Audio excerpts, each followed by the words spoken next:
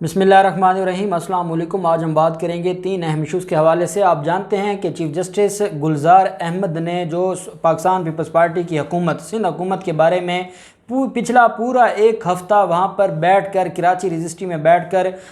जो हशर किया और सिंध हुकूमत के जो हालात हैं, जो करप्शन है, जो गैर कानूनी कब्ज़े हैं, जो इंक्रोचमेंट है और जिस तरीके से वो वहाँ पर एक माफिया बन चुके हैं, उसको पूरी कौम के सामने एक्सपोज़ किया। उस पर आप जानते हैं कि बिलावल ज़रदारी के पालतुओं ने और बिलावल ज़रदारी के पे रोल पर काम करने वाले लोगों ने गालियां दी थी, गंदी गालियां चीफ़ जस्टिस गुलजार को दी थी। वो वीडियो सोशल मीडिया पर वायरल करवाई गई। और आप ये भी जानते हैं कि आजकल कराची में हर रोज़ 3 से 4 प्रेस कॉन्फ्रेंसेज हो रही हैं और वो सिर्फ चीफ़ जस्टिस गुलजार के ख़िलाफ़ हो रही हैं। उस पर बिलाखिर सुप्रीम कोर्ट ऑफ पाकिस्तान ने बड़ा एक्शन ले लिया है और बड़ा नोटिस जारी कर दिया। वो डिटेल्स मैं आपके साथ शेयर करूँगा। साथ हम बात करेंगे वज़ीर आज़म इमरान खान के आज के दिन में। एक तो IG पंजाब ने जो मुफ्ती अजीज़ रहमान के हवाले से वज़ीर आज़म इमरान खान का किरदार है और वज़ीर आज़म इमरान खान जो इस पूरे मामले को ख़ुद वाच कर रहे थे वो बयान किया है। और इसके अलावा AIG हैं हैदराबाद के एडिशनल IG हैं, उन हैदराबाद के एडिशनल IG के ख़िलाफ़ जो वज़ीर आज़म इमरान खान ने कार्रवाई शुरू की है वो भी बड़ी अहम डिटेल्स हैं, उसके ऊपर भी बात करेंगे। लेकिन पहले मैं आपको बताता चलूँ, मियाँ जवेद लतीफ़ ने आज असम्बली के अंदर खड़े होकर तकरीर की है और फिर वही बयानिया दोहराया है जो नवाज शरीफ का बयानिया था और जिस बुनियाद पर वो इतना अरसा जेल में गुजार के आए, दोबारा असम्बली में खड़े होकर, क्योंकि वो MNA हैं। और आप ये भी जानते हैं कि मियाँ जवेद लतीफ़ के ख़िलाफ़ आमदन से ज़ायद असासा जात जो केस है उसकी इंक्वायरी भी अब फाइनल मरहले में है। और पिछले दिनों जब चेयरमैन नैब लाहौर आए हुए थे तो DG नैब लाहौर शहजाद सलीम ने पूरी रिपोर्ट उनके सामने रखी और उनको बताया कि कैसे मरीम नवाज़, नवाज शरीफ और इन लोगों के ख़िलाफ़ जो केसेस हैं अब वो मंतकी अंजाम तक पहुंच गए हैं और उनके ख़िलाफ़ जो रेफरेंसेस हैं वो अब फाइनल मरहले में है और उसमें एक नाम मियाँ जवेद लतीफ़ का भी था। फिर आप ये भी जानते हैं कि प्रोसिक्यूटर जनरल नैब ने कैंसलेशन ऑफ बेल भी मूव की है और वो उस पर कुछ एतराज़ात थे और मुझे लगता है कि वो इस हफ़्ते में फ़िक्स हो जाएगी। उसके ऊपर जो समाअत है तो वो भी खौफ है। एक मुकदमा दर्ज हुआ था जिस दिन वो जेल से रिहा हुए थे, उस दिन भी कार सरकार में मुदाखलत का मुकदमा दर्ज हुआ था जवेद लतीफ़ और उसकी फैमिली और उनके भाइयों और बच्चों के नाम। अब वो बहुत गुस्से में हैं और उन्होंने इल्ज़ाम ये लगाया है कि जो मुंतखब नुमाइंदे हैं, जो हशर उनके साथ जेल में किया जाता है, जो बदसलूकी जेल में उनके साथ की जाती है, उसको मैं बयान नहीं कर सकता। और मैं यही कहूँगा कि ये बहुत अफसोस की बात है और इस तरीके से जो हमारे साथ ये सलूक ना किया जाता। अब जवेद लतीफ़ से कोई पूछे कि आपने जिस दिन आपको रिहा किया गया उसी दिन आपने खड़े होकर दोबारा अपना जो बयानिया था उसको दोहराया, आपने दोबारा रियासत को गाली दी, आपने दोबारा पंजाबी का जो नारा लगाया, जाग पंजाबी जाग का, और आपने साथ ये कहा कि बांग्लादेश भी बन सकता है। तो ये जो पंजाब को बांग्लादेश बनाने की धमकियां लगाते हैं और आप जो रियासत को तोड़ने की बातें करते हैं, आपके साथ अगर आपको वहाँ पर सिक्योरिटी ना दी जाती तो ज़राए के मुताबिक वहाँ अंदर जो क्रिमिनल्स थे, जो वहाँ पर कैदी थे, जिनको ये पता चला कि ये रियासत का गद्दार आया है, तो वो तो छोटे छोटे केसेस में अंदर पड़े हैं, लेकिन उनकी रियासत के साथ मोहब्बत तो कम नहीं थी। आपके लिए स्पेशल वहाँ सिक्योरिटी लगाना पड़ गई कि आप रियासत के गद्दार हैं और कोई कैदी आपको नुकसान ना पहुँचाए। और अब आपकी ये हालत है कि आप सरेआम किसी मार्केट, किसी बाज़ार, किसी फंक्शन, किसी प्रोग्राम में नहीं जा सकते। और उसकी वजह यह है कि आम आदमी दुखी है, आम आदमी को तकलीफ़ है, आम आदमी परेशान है इस वजह से कि आपने जो रियासत के बारे में बात की सिर्फ नवाज शरीफ और मरीम नवाज़ को खुश करने के लिए। आपका बुग़्ज़ हो सकता है, आपको फ़ौज से बुग़्ज़ है, आपको इमरान खान से बुग़्ज़ है, आप रख सकते हैं, लेकिन रियासत को गाली देना इसको कौम माफ़ नहीं करती। और आज जो कुछ आपने असम्बली में बोला है वो सिवाय एक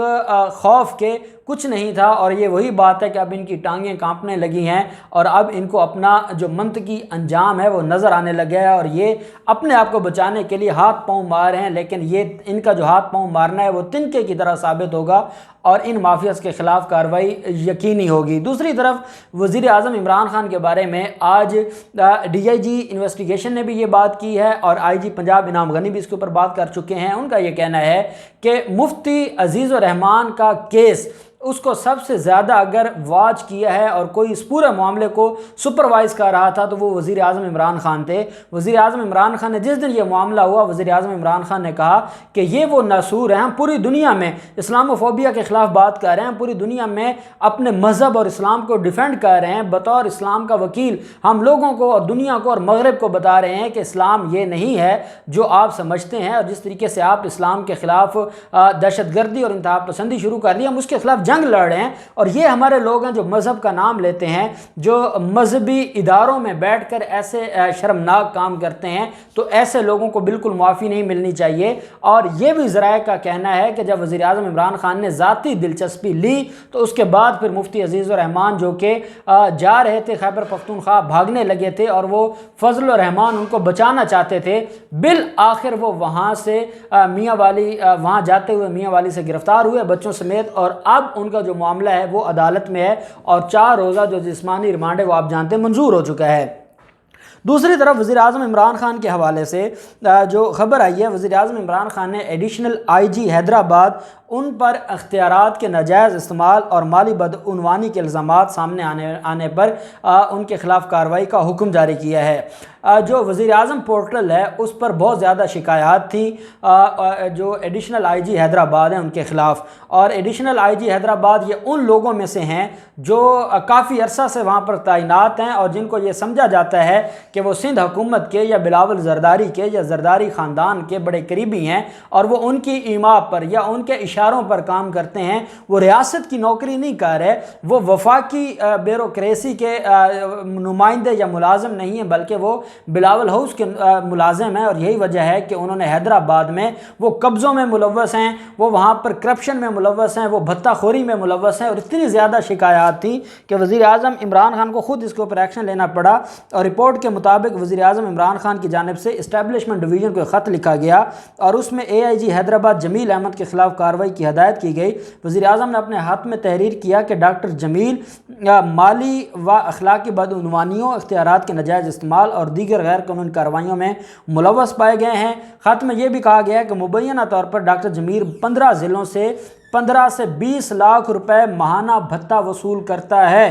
پوسٹنگز ٹرانسفر سے ہونے والی کمائی اس سے الگ ہے۔ جو وہ چھوٹے جو پولیس ملازمین ہیں ان سے جو ان کو ٹرانسفر کرنا اور ان کو ان کی پوسٹنگ کے حوالے سے وہ کمائی الگ ہے۔ 15 سے 20 ضلعوں سے وہ ایڈیشنل آئی جی حیدرآباد وہ بھتہ وصول کرتا ہے جو 15 سے 20 لاکھ ہے۔ ڈاکٹر جمیل نے سرکٹ ہاؤس میں مبینہ طور پر 3 قبضوں پر بھی قبضہ کر رکھا اور وہ اپنی غیر قانونی ایکٹیویٹیز کے لیے استعمال کیے جاتے ہیں۔ خط میں وزیر اعظم نے مزید یہ لکھا کہ ڈاکٹر جمیل کے 2 بیٹے اپنے عہدے کا اپنے والد کے عہدے کا ناجائز استعمال کرتے ہوئے اور سرکٹ ہاؤس کے رہائشی علاقے میں فائرنگ کی مشقوں میں بھی ملوث پائے گئے ہیں، اور اہل علاقہ نے اس کے اوپر جو ہے وہ بتایا ہے، اہل علاقہ نے اس کے اوپر احتجاج بھی کیا، تو اس پر ایکشن لے لیا ہے اور اسٹیبلشمنٹ ڈویژن کو احکامات جاری کر دیے ہیں۔ دوسری طرف آپ جانتے ہیں کہ پچھلا پورا ہفتہ چیف جسٹس گلزار صاحب کراچی رجسٹری میں رہے سپریم کورٹ کی، اور وہ گجر نالہ ہو یا جو وہ باقی جتنی بھی وہاں پر تجاوزات تھے ان کو ختم کرنے کے حوالے سے چیف جسٹس نے حکم جاری کیا تھا، پھر رینجرز کو بھی حکم جاری ہوا، پولیس بھی، اور دھڑا دھڑ وہاں پر بلڈنگز کو گرایا جا رہا ہے۔ اور آج کل آپ کو چند وہ لوگ نظر آتے ہیں جو ان مافیاز کے پے رول پر یا دہاڑی پر آتے ہیں احتجاج کرنے کے لیے، اور وہ جب آپ قانون یہ کہتا ہے کہ 100 سال پہلے بھی آپ کا وہاں پر قبضہ تھا لیکن وہ غیر قانونی قبضہ تھا، تو غیر قانونی قبضہ غیر قانونی ہی ہوگا۔ 100 سال آپ وہاں بیٹھے ہیں تو اس کا مطلب یہ نہیں کہ وہ قانونی ہو جائے گا۔ تو یہ ساری چیزیں ہیں، لیکن پاکستان پیپلز پارٹی کے حوالے سے جو پاکستان پیپلز پارٹی کے رہنما ہیں، چاہے وہ ناصر شاہ ہو چاہے وہ سعید غنی ہو، وہ کھل کر چیف جسٹس کے بارے میں انہوں نے جو ہے وہ بد زبانی کی ہے، اور پھر ان کے جو 3rd کلاس لیڈرشپ ہے جن کے ذریعے انہوں نے گالم گلوچ کروائی، اور وہ چیف جسٹس کو گالم گلوچ کروائی گئی، اور اس پر وہ ویڈیوز بھی وائرل ہوئیں، اور اس میں یہ کہا گیا کہ جو چیف جسٹس کے بارے میں کہ وہ کسی تنظیم کے جو ایریا انچارج تھے